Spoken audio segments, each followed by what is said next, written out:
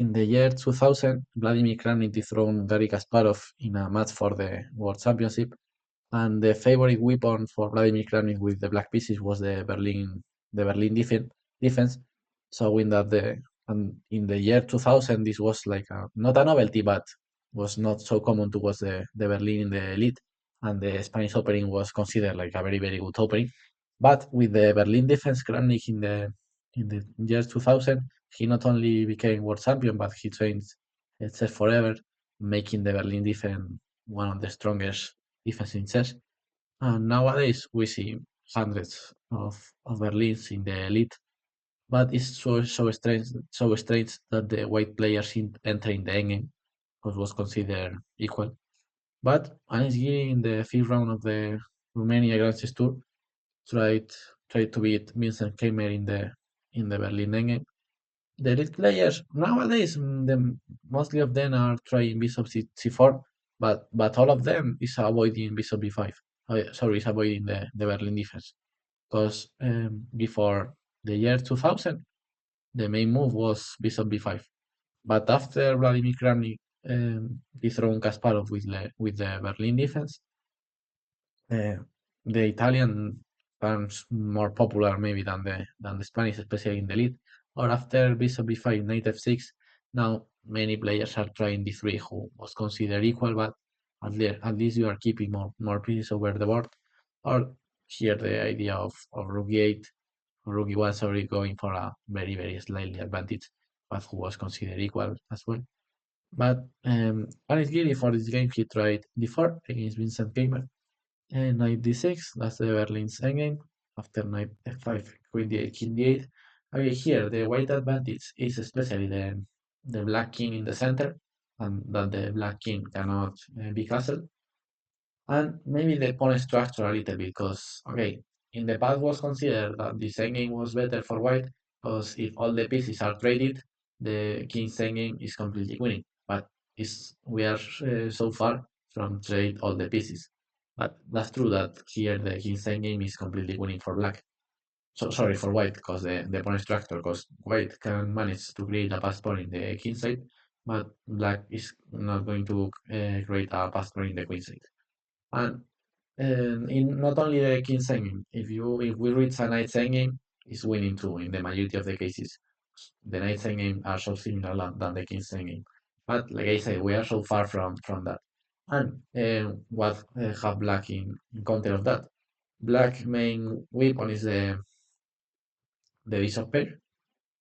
And other problem of white position is the pawn on e5. That this pawn is in the same color than his bishop. So this is the problem of white position. But black principal weapon is the bishop pair. But okay, we're going to see that sometimes black is going to trade the bishop pair, but the e5 pawn is a huge problem in white position. And okay, black typical plan in this position used to be advance these pawns. Oh, in general, try to develop the pieces. Sometimes this pawn goes to h5 to cover d4. Sometimes this knight goes to g6. The king can go or to b7 or to e8. The king can go to both sides. And white plan used to be to make an expansion in the king side. That's the white most typical plan. Make an expansion in the queen side. White have another idea as sacrifice this pawn to e6, sometimes to open this diagonal for the bishop, to open the e5. But white should use his spatial advantage and especially his development advantage. If black manages to develop all his pieces, black is going to be completely fine. Or if black trade one pair of rooks and he develop all his pieces, it's going to be fine. So white should react more or less fast. Okay, knight c3, Diane Giri, it's a very normal move. Bishop e7, bishop f4, bishop e6, rook f d1. I used to prefer the king on e8, but the move played by Vincent Keymer, king c8, is completely fine. This king is going to be safe here on b7. Maybe he can go to c6 one day. And with the king on c8, it's easier to develop the rooks and to trade rooks into the d5.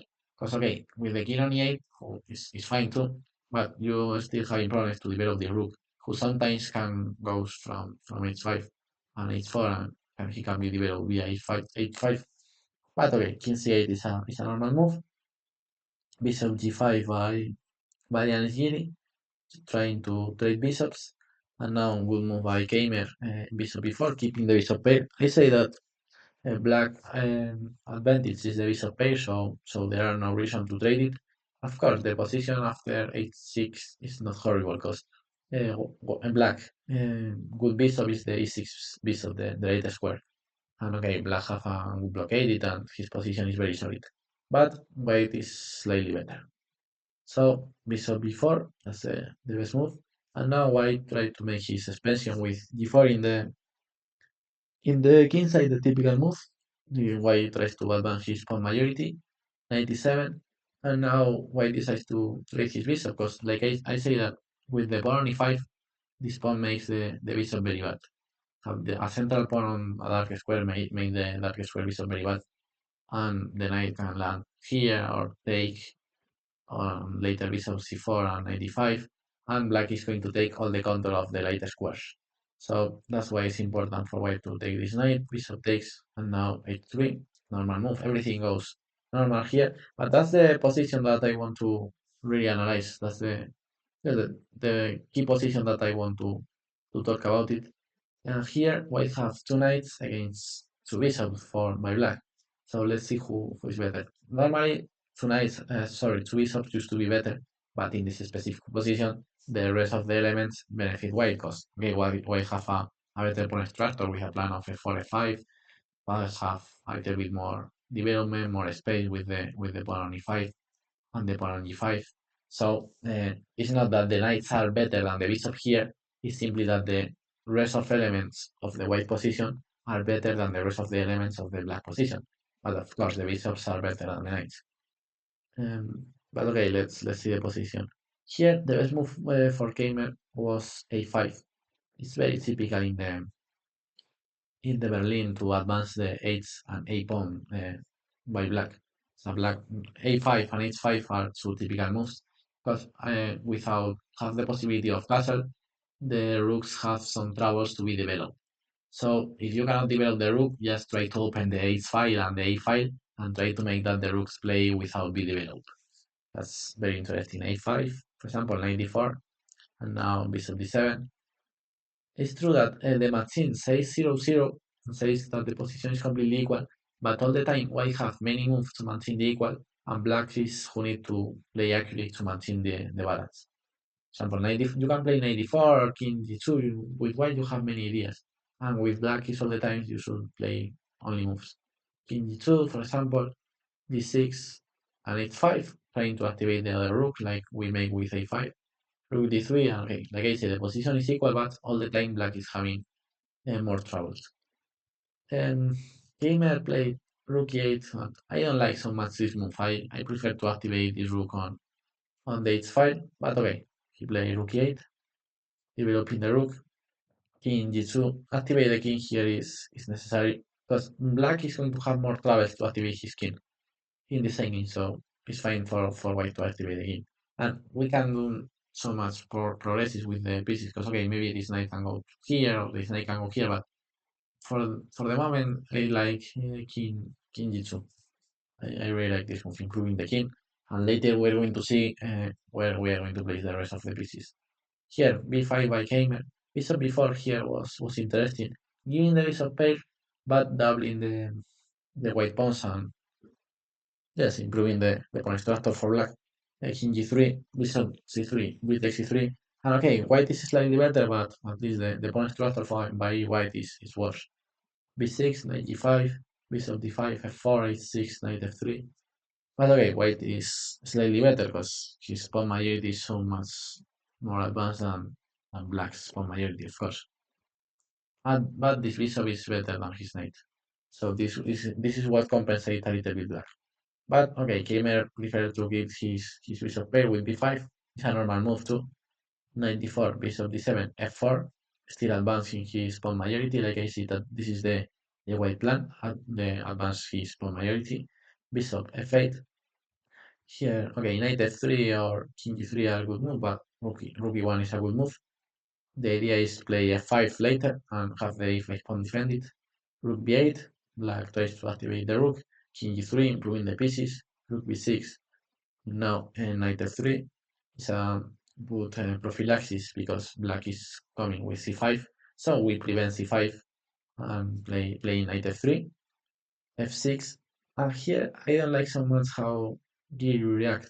Okay, he make a normal move, but he have the very strong e takes f6, changing the pawn structure, but still having advantage because let's see that white is still having this his pawn majority. It can look strange because he's trading a central e5 pawn for a g7 pawn, but it's interesting because after it takes f6, it takes 94. We are still putting pressure, and if c5, f5, and this pawn are so far advanced now, well, maybe you can try h4, g5, and white is still advancing his pawn majority. Black pawns are still so far from promote. So mm, this could be the most interesting move for still with the plan. It takes f6, and here knight e4, f5, or you can play rook e1. Bishop d7 now f5. Knight e4 is another good move. Knight e2, h4 is playable, just advancing the pawns. E takes f6 is the most normal move, just still advancing the pawns.